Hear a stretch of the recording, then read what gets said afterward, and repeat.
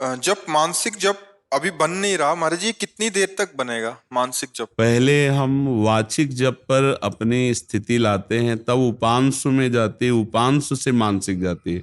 हमारा प्रतिपल पहले वाचिक जाप में हमारा हो। हमारी जीवा चले राधा राधा राधा राधा राधा राधा राधा राधा राधा राधा, प्रारंभ से हमारी जीव यज्जिभ्यागे वर्तते नाम तुभ्यम, जिह्वा का अग्रभाग। फिर थोड़े दिनों में ही आप देखेंगे कि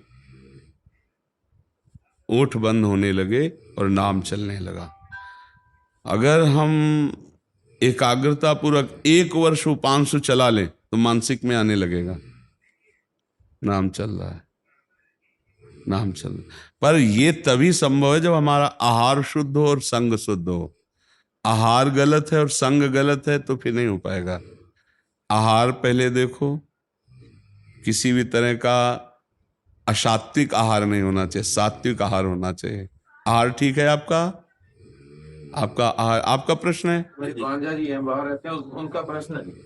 आहार शुद्ध है? आहार शुद्ध है जी, बिल्कुल शुद्ध है। मतलब में मांस, अंडा, मछली, ये चीजें नहीं आहार में होनी चाहिए, और न खान पान में वो मदिरा आदि का ऐसा प्रयोग, और हाथ और संग सही हो तो बस फिर नाम चलने लगेगा।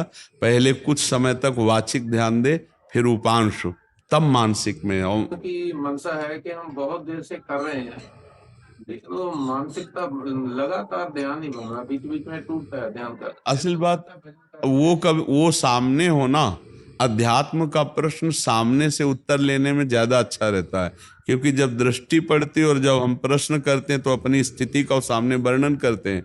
अन्यथा आप जितना वो सुने उतना ही तो आप उत्तर उनका देंगे। अगर उनको कभी सौभाग्य मिले और श्रीधाम वृंदावन लाडली जी की कृपा से आवे और सामने प्रश्न करें तो ज्यादा उनको उत्तर सटीक मिल पाएगा। तो हमें लगता है नाम जब करते हुए नाम में जो आंतरिक उन्नति नहीं दिखाई देती है, उसके कारण वो हमको जब संबोधन में बताएंगे, जब हम प्रश्न करेंगे तब वो समझ पाएंगे। वो कृपा करके कभी सामने उपस्थित हो तो ज्यादा अच्छा रहेगा जी। महाराज जी ऑस्ट्रेलिया साड़ी ड्यूटी लाती, असि थोड़े दर्शन का। और वो दर्शन ना भी हो, अगर उत्तर सुनते रहेंगे एकांतिक के तो उनको उत्तर मिल जाएगा। कोई ना कोई प्रश्न करेगा और उत्तर उनको मिल जाएगा। 10 साल से आपका जी जी जी जी। मानसिक स्थिति के लिए क्या है, प्रत्येक श्वास में हमारी एकाग्रता होनी चाहिए। अंतर्मुखता में श्वास ऊपर जा रही है तो नाम, श्वास नीचे जा रहा है तो नाम। मानो हम अपने नाम रूपी प्रिया प्रीतम को झूला झुला रहे हैं। श्वास का ऊपर जाना, श्वास का नीचे जाना। श्वास नाम दो बिलक चलत हैं, इनको भेद न मुँह को भावे। श्वास ही नाम, नाम ही श्वासा, नाम श्वास को भेद मिटावे। तब रोम रोम और रग रग बोले, तब वो मानसिक स्थिति आती है। जब पहले वैखरी से शुरू करे फिर परा पश्यंती, तब हमारे अंदर जो दिव्यता है वो जागृत होगी नाम से। अब अन्य विषयों का भोग होता रहे, मनमानी आचरण होते रहे और नाम जब भी होता रहे तो अनुभव नहीं होगा। धर्म पूर्वक जब भगवत समर्पित विषय प्रसाद रूप हो और कुछ भी अच्छा ना लगे, एक बार हम नाम का स्वाद लेने के लिए अधर्माचरणों पर पूरी की पूरी रोक लगा दें तो कुछ समय में ही नाम का प्रकाश होने लगता है। थोड़ा मतलब साधु संग अनिवार्य है। भजन न होई संग बिन, और भजन बिना नहीं प्रेम। अगर भजनानंदी जनों का संग न हो तो भजन में रुचि मिटाने के लिए माया बहुत हवाएं चलाती रहती है। थोड़ा सत्संग में भजन की रुचि हुई, फिर कुसंग हो गया तो भजन में अरुचि भी हो जाएगी। इसलिए भजन न होई संग बिनु, भजन आनंदी संतों का जरूर सानिध्य। तो साल 6 महीना में ऑस्ट्रेलिया से धाम आ जाया करें।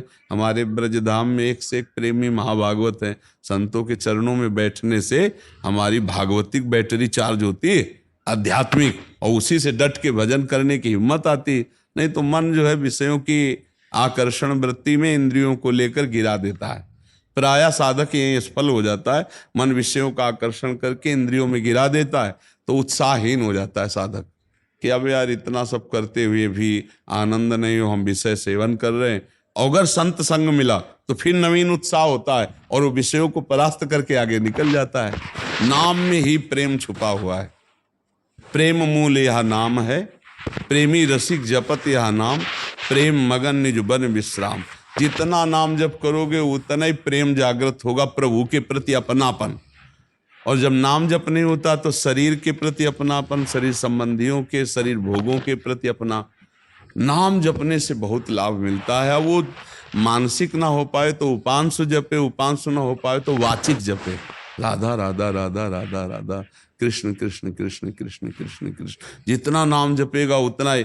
नाम का मतलब उसमें कोई फल की कमी नहीं होती कि आप वाचिक जप रहे हैं तो मानसिक वाले को ज्यादा लाभ, ऐसा कुछ नहीं है। अरे भाव भी ना हो तो भी नाम फल देता है। भाव को भाव न खालसऊ, नाम जपत मंगल दिस। नाम तो चीख चीख के, चिल्ला चिल्ला के जप सकते हो, उसका बड़ा नाम होता है। जैसे हम राधा राधा कृष्ण कृष्ण कृष्ण कृष्ण, तो प्रभु के नाम का इतना विशाल प्रभाव कि जितनों के कान में पड़ेगा उतनों के पाप नष्ट करेगा। भगवान नाम में बड़ी महिमा है जी। योगेश अग्रवाल जी, योगेश जी, जी गुरुदेव आपके चरणों में कोटि कोटि नमन। गुरुदेव, शरीर नाशवान है, फिर इस देह से इतना मोह क्यों हो जाता है? अज्ञान, अज्ञान ये भगवान की माया का, अविद्या का ऐसा प्रभाव है कि बिल्कुल मैं शरीर नहीं हूं, लेकिन यही लग रहा मैं ही हूं। नहीं लग रहा? देखो बातें चाहे जितनी बनाई जाए, असलियत में हृदय से जांच के देखो तो यही लगता है शरीर मैं हूं। नहीं लगता? मैंने ये खाया, मैंने ये पिया, मैंने ये किया, और वो सब कुछ नहीं है आपका। खाना पीना प्राणों का धर्म है, भोगना देखना सुनना इंद्रियों का धर्म। ये अज्ञान के कारण ऐसा हो गया है। तो इसी अज्ञान को मिटाने के लिए गुरु शरणागति होती है। अज्ञान तिमिरांधस्य ज्ञानांजन शलाकया चक्षुरुन्मीलितमेन तस्मै श्री गुरुवे नमः। गुरु चरणों की रज को माथे पे धर के जब हम आराधना करते हैं तो हमारे अंदर ज्ञान जागृत हो जाता है। ज्ञान तो है लेकिन वो जागृत नहीं। जैसे आपको ज्ञान है मैं शरीर नहीं हूं, आपको ज्ञान है कि अधर्म है, लेकिन आप रोक नहीं पा रहे हो, वही अधर्म कर रहे हो, और आप इसी शरीर में हर समय ममता किए बैठे हो। ये अज्ञान है। ये गुरु चरणों की आराधना से नष्ट होता है। और